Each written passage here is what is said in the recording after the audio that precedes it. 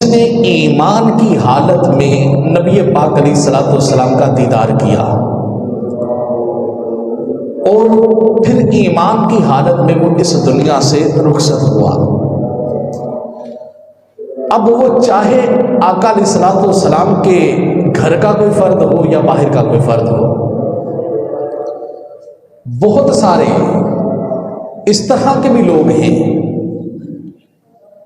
کہ جو آقا علیہ الصلوۃ والسلام کے رشتہ دار تھے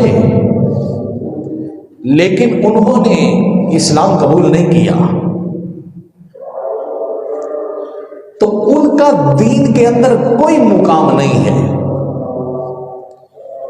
ابو جہل آقا علیہ السلام کا رشتہ دار تھا، لیکن میرے آقا علیہ السلام نے فرمایا کہ جیسے موسیٰ علیہ الصلوۃ والسلام کے لیے فرعون تھا، میرے لیے ابو جہل تھا. اور اس کی مذمت بیان کی گئی.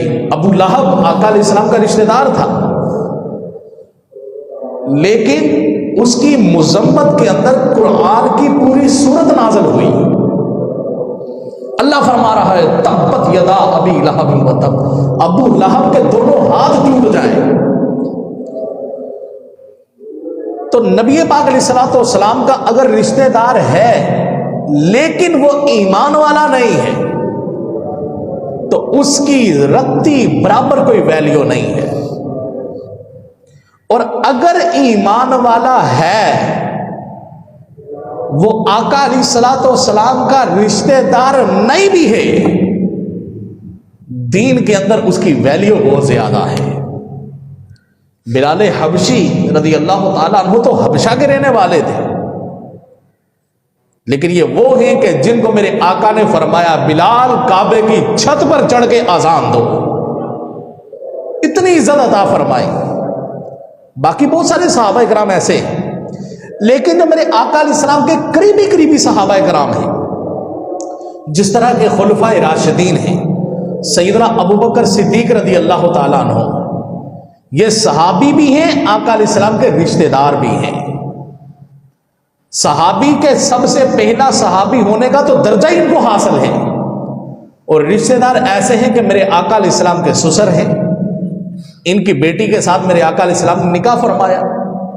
حضرت عمر رضی اللہ تعالیٰ عنہ صحابی بھی ہیں، رشتہ دار بھی ہیں، کہ نبی پاک علیہ الصلوۃ والسلام کے صحابی ہیں، خلیفہ دوئم ہیں، اور ساتھ میں آقا علیہ السلام کے سسر بھی ہیں. سیدہ حفصہ رضی اللہ تعالیٰ عنہا انہی کی بیٹی تھی جن کے ساتھ میرے آقا علیہ الصلوۃ والسلام نے نکاح فرمایا. حضرت عثمان غنی رضی اللہ تعالیٰ عنہ صحابی بھی ہیں، رشتہ دار بھی ہیں. صحابی ہونا تو بالکل واضح ہے، اور رشتہ داری اتنی قریبی کہ میرے آقا علیہ الصلوۃ والسلام نے یکے بعد دیگرے 2 بیٹیاں ان کے عقد کے اندر دی. میرے آقا علیہ الصلوۃ والسلام کے داماد ہیں، اور یہاں تک فرمایا عثمان اگر اللہ مجھے 40 بیٹیاں عطا کرتا میں ایک ایک کر کے ساری تیرے نکاح کے اندر دے دیتا. اتنی محبت فرماتے تھے آقا علیہ السلام. اور مولا علی کرم اللہ تعالی وجہہ الکریم صحابی بھی ہیں، رشتہ دار بھی ہیں، میرے آقا علیہ الصلوۃ والسلام کے کزن ہیں، نبی پاک علیہ الصلوۃ والسلام کے منہ بولے بھائی ہیں.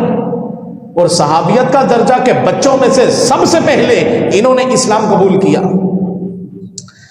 تو یہ جو ہماری عوام الناس کے اندر آج یہ مسئلہ بن گیا، ہم صحابہ کی لائن الگ بناتے ہیں، رشتہ داروں کی لائن الگ بناتے ہیں، یہ ایسا نہیں ہے.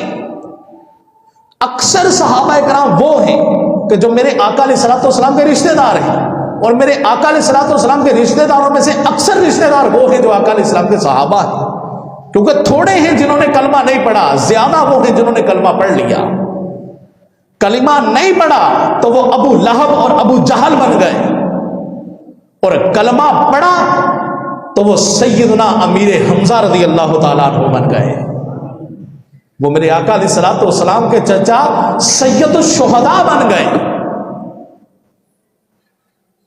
میرے آقا علیہ الصلوۃ والسلام کے کزنوں کی طرف آ جائیں.